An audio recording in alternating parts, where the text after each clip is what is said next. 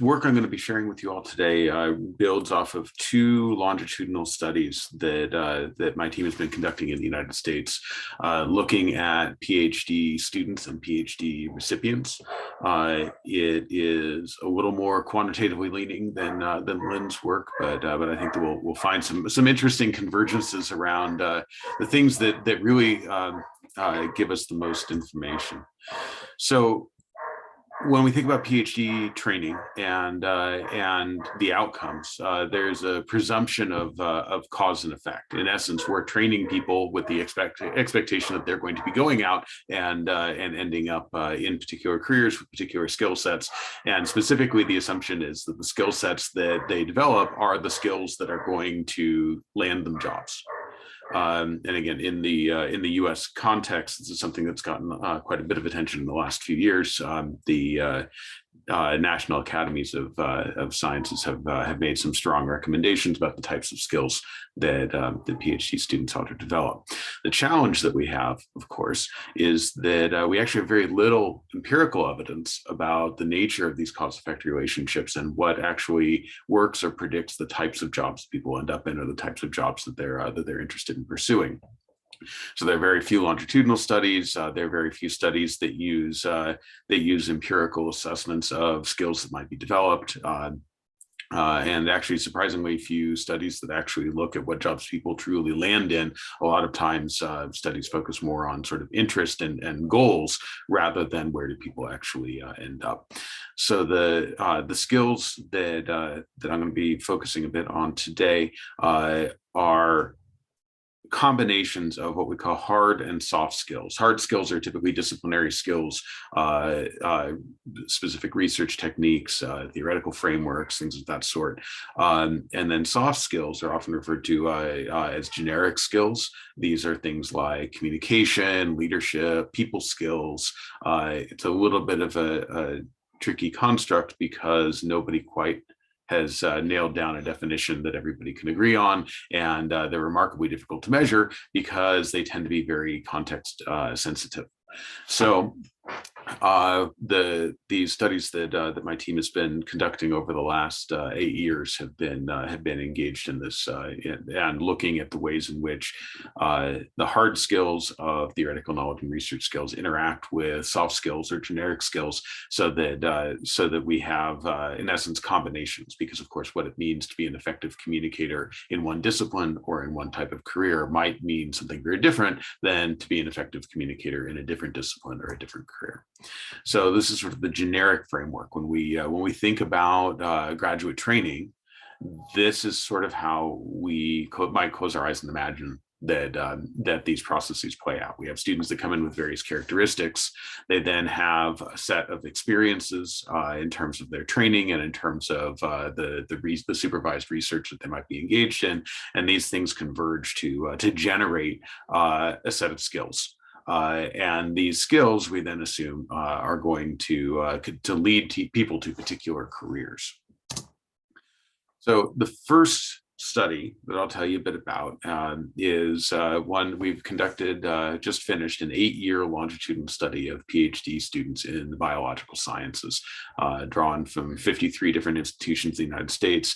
All of the participants started their PhDs in the fall of 2014. So it's a cohort study. We started with 336, and it was about 60% women, which in biology is typical. At this point in time, after 8 years, we had about 100 who left the study. Of whom 8 actually were prohibited by virtue of their employment contracts post-PhD from providing any information about their work experiences. We had about 44 who dropped out of their PhD programs, which is a much lower rate than a lot of folks encounter in their PhD studies. We have about 181 who finished, and we have 11 who 8 years on are still plugging along and working on getting finished. For the study, we collected a ton of data, all kinds of different things. We looked at, we got annual sole authored research writing samples from the participants that were then scored in the demonstration of various skills by by a panel of expert PhDs in the discipline. We looked at publication, we looked at demographic and prior education and research experience.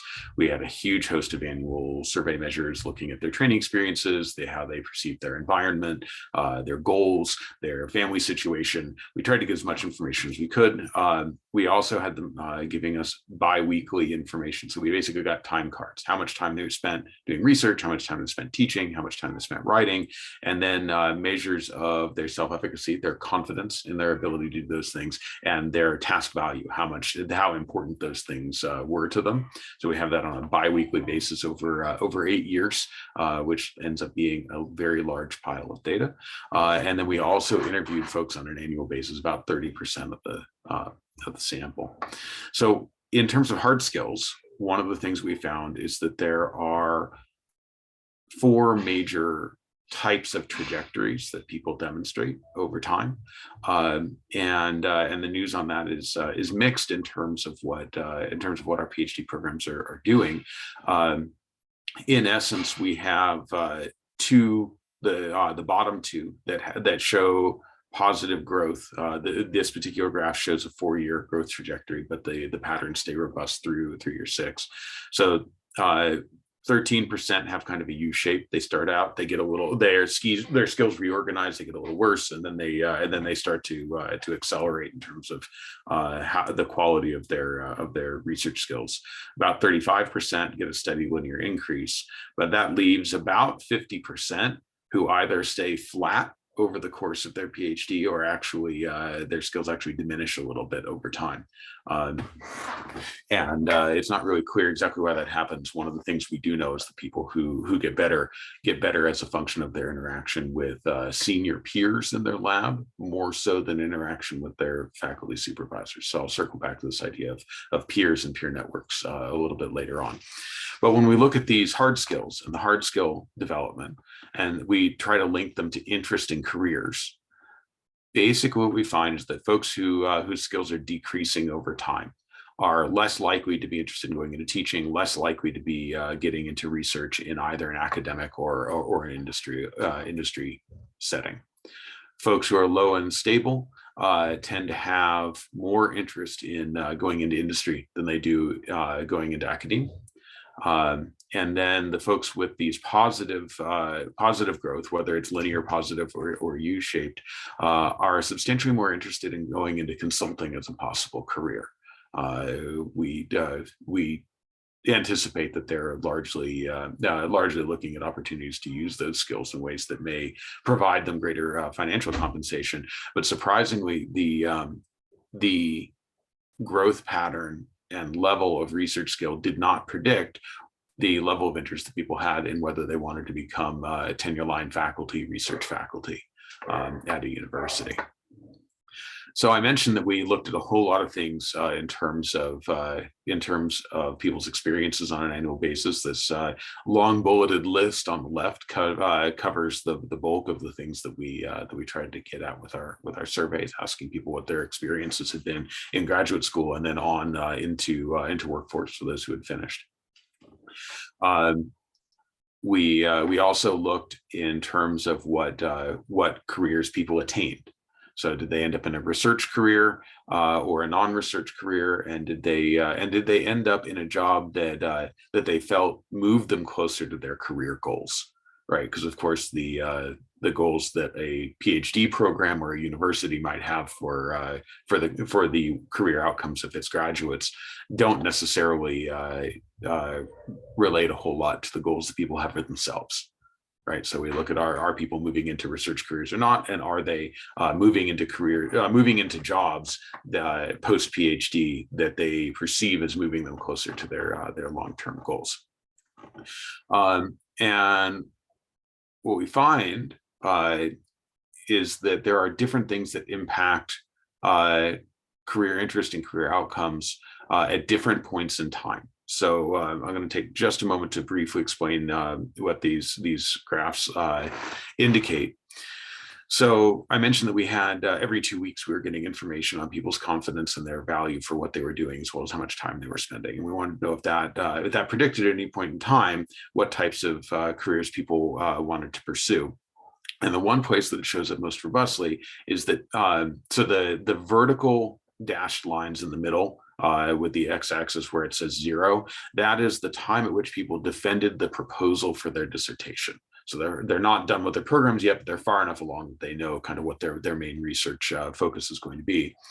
And what we found is that folks who had an interest in doing research for a nonprofit organization or a government agency, after they've defended their proposal, the folks who continue to value their research, the level of value they hold for research as they're in dissertation, that's where that value becomes predictive of interest in going into a not-for-profit. And you can see that virtually nothing else is predictive.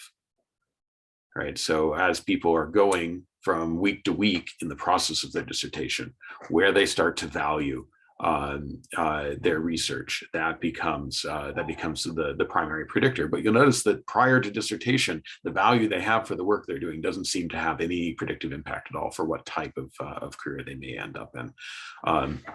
There is a little bit of a significant trend in that right-hand interest in becoming faculty.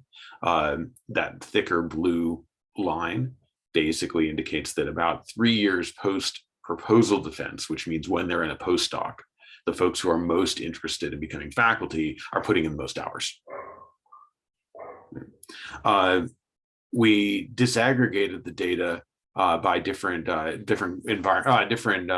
populations, and you can see that the patterns kind of emerge. They're a little chaotic, but it indicates that there's some group interactions that are happening there. And because I'm running a little low on time, we move it forward. When we look at career attainment, we have a few different categories: folks who are currently in a job that is moving towards their career goals, not in such a job, currently in research position, not currently in research position. The key thing to take away from this is that across all these various demographic categories, you can see that the proportions remain relatively the same. So we're not seeing indications that folks from different demographic backgrounds are landing in different positions at a differential rate.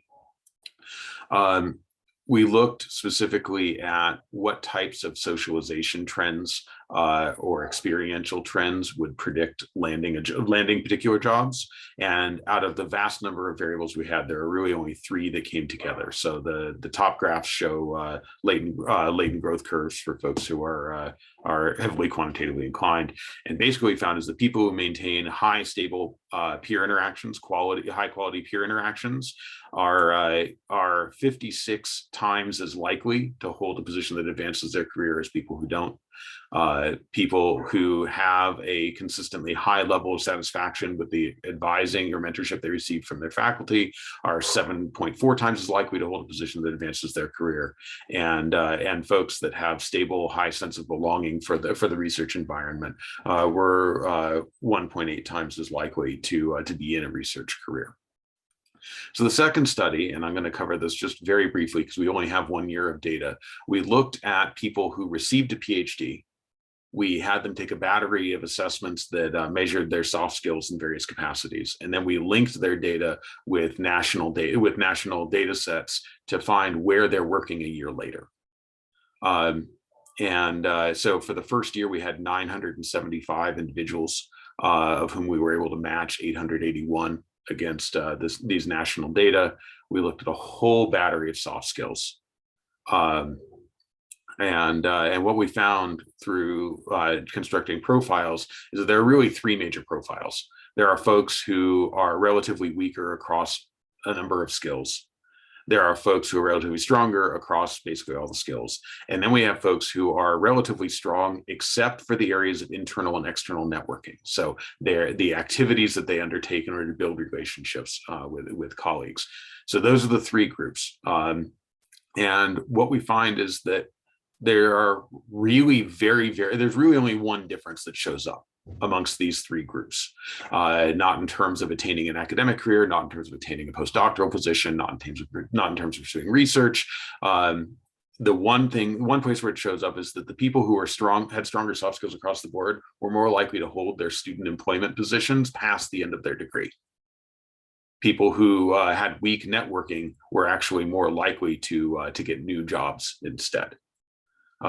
So we're still kind of digging into that.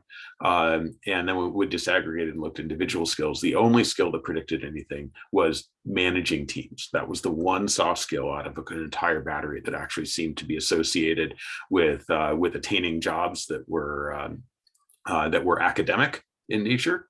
Folks who with weaker team management skills were actually more likely to move out of the academy. So keeping in mind that we've looked at hundreds of predictors that people expect would work, and we found only what I've shown you, right? Very, very few predictors of what people were interested in, as well as where they actually land.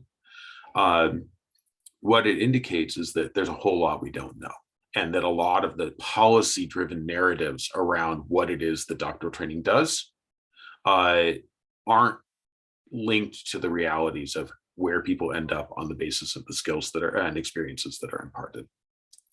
So recommendations: interconnections amongst people seem to be key predictors. So developing peer and mentoring relationships.